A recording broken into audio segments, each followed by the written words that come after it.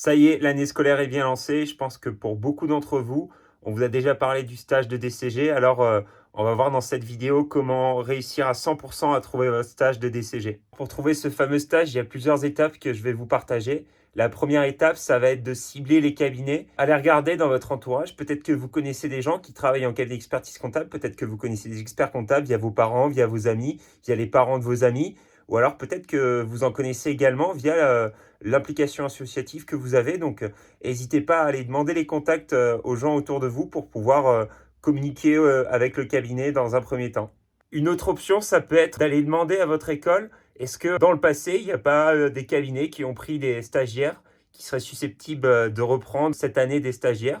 Ou alors, vous pouvez également vous rendre sur les salons professionnels pour aller discuter avec les experts comptables qui sont sur place. N'hésitez pas à vous créer un profil sur LinkedIn. Également, développer ce profil en communiquant dessus pour être visible auprès des cabinets, auprès des entreprises qui potentiellement pourraient rechercher des collaborateurs. Maintenant, la deuxième étape, c'est le passage à l'action. Vous allez devoir préparer votre CV. Moi, je vous encourage à le rendre beau visuellement, un peu comme sur les applis de rencontre où les meilleurs profils sont ceux qui sont le plus travaillés.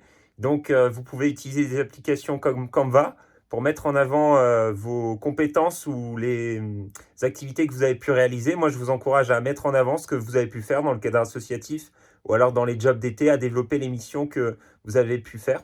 Et puis, pour ceux qui ont des doutes sur quoi mettre dans le CV, vous avez plein de modèles sur Internet qui vous expliquent quoi mettre dans le cadre d'une candidature pour un CV dans un cabinet d'expertise comptable. Bon, maintenant que votre CV est prêt, vous allez pouvoir contacter le cabinet. Vous avez deux moyens.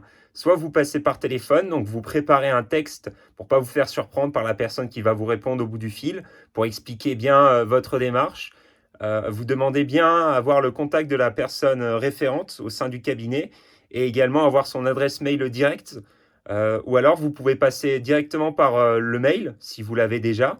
Et donc, ce qu'il faut faire, c'est préparer un mail avec une belle tournure professionnelle. Et maintenant, la dernière étape que moi, je trouve la plus challengeante, c'est d'aller passer l'entretien. Donc, pour aller passer l'entretien, un entretien, c'est comme tout, ça se prépare. Vous avez plein de vidéos sur Internet. J'ai également pu faire du contenu à ce sujet que vous pouvez retrouver en dessous de cette vidéo. Donc, pour préparer l'entretien, vous allez faire des recherches sur le cabinet, vous intéresser à ce qu'il fait, et puis comme ça, vous aurez de quoi discuter le jour où vous échangez avec les collaborateurs ou alors l'associé du cabinet. Mon conseil à moi dans le cadre de cet entretien, c'est de montrer que vous êtes sérieux, rigoureux et curieux dans votre travail. C'est ce qui va faire que vous allez sortir du lot par rapport à d'autres candidats qu'ils ont pu recevoir et ce qui va fortement vous mettre en avant pour réussir à obtenir ce stage. Et enfin, dernier conseil, que ce soit lors d'un stage, d'une alternance ou même d'un entretien, c'est toujours important de laisser une bonne impression à la personne qu'on a en face de nous parce qu'on ne sait pas dans quelques années, peut-être qu'on la recroisera, peut-être que cet entretien, ça va faire qu'on va pouvoir avoir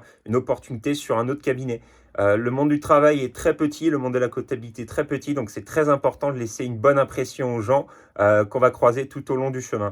Et puis, autre point, c'est que si jamais un jour vous faites un stage, ça ne vous plaît pas forcément au cabinet, les missions ne sont pas forcément adaptées, sachez qu'il y a autant de façons de faire le métier d'expert comptable qu'il y a de cabinets. Donc, vous allez forcément trouver un cabinet qui vous plaît. Donc, vous n'arrêtez pas à la première expérience positive ou négative. Il y a plein de choses à découvrir dans la profession et donc, allez-y, foncez. Bon courage à tous et à bientôt pour une nouvelle vidéo.